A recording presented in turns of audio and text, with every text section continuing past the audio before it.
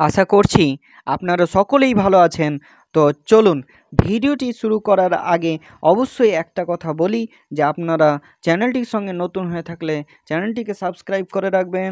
ভিডিওগুলো ভালো লেগে থাকলে লাইক করবেন, কমেন্ট করবেন আর ভিডিওটি শেয়ার করে দেবেন বেশি বেশি।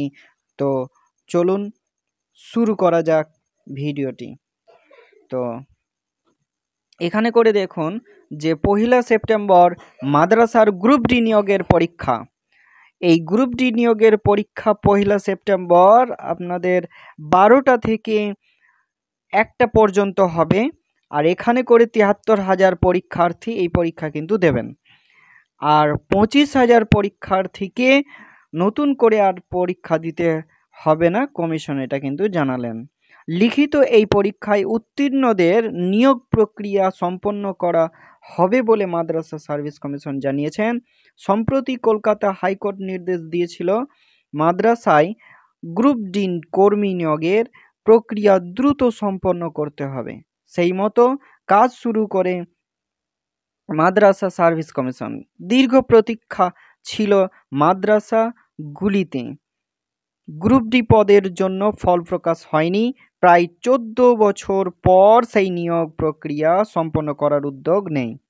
প্রায় 14 বছর ধরে ঝুলে থাকা চতুর্থ শ্রেণীর কর্মী নিয়োগে সময় বেঁধে দিয়েছিল কলকাতা হাইকোর্ট, কিন্তু রাজ্য মাদ্রাসা সার্ভিস কমিশন সেই নির্দেশ পালন না করায় জুন মাসে বিচারপতি হরিশ টন্ডন এবং বিচারপতি প্রসেনজিৎ বিশ্বাসের ডিভিশন বেঞ্চের তোপের মুখে পড়তে হয় তাদের। ডিভিশন বেঞ্চ নির্দেশ দেয় মাদ্রাসা সার্ভিস কমিশনকে 2 লক্ষ টাকা জরিমানা দিতে হবে। আগামী 3 মাসের মধ্যে প্যানেল প্রকাশ করে নিয়োগ প্রক্রিয়া শেষ করতে হবে। কমিশন যে আর অতিরিক্ত সময় পাবে না তাও এদিন জানিয়েছে ডিভিশন বেঞ্চ। রাজ্যের সরকার পোষিত মাদ্রাসাগুলিতে প্রায় 3,000 গ্রুপ ডি পদ খালি। 2010 সালে পরীক্ষা হলেও নিয়োগ হয়নি, তা নিয়ে মামলা হয়েছিল। মামলাকারীদের আইনজীবী ফিরদৌস শামীম জানিয়েছিলেন এর আগে প্যানেল প্রকাশ করে নিয়োগের জন্য মাদ্রাসা সার্ভিস কমিশনকে 6 মাসের সময় দিয়েছিল হাইকোর্ট, কিন্তু সেই নির্দেশ পালন করা হয়নি। মামলার শুনানিতে কমিশনের আইনজীবী জানান নতুন করে ওই নিয়োগের পরীক্ষা নিতে চান মাদ্রাসা সার্ভিস কমিশনের কর্তারা। আগামী 3 মাসের মধ্যেই ওই প্রক্রিয়া সমাপ্ত করতে হবে। এতদিন সময় পেয়েও নির্দেশ পালন না করায় অর্থদণ্ড দিতে হবে কমিশনকে।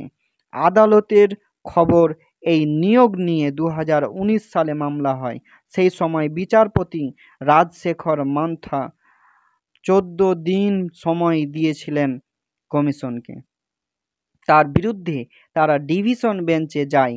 ডিভিশন বেঞ্চ মূল নির্দেশে হস্তক্ষেপ না করলেও 6 মাস সময় দিয়েছিল।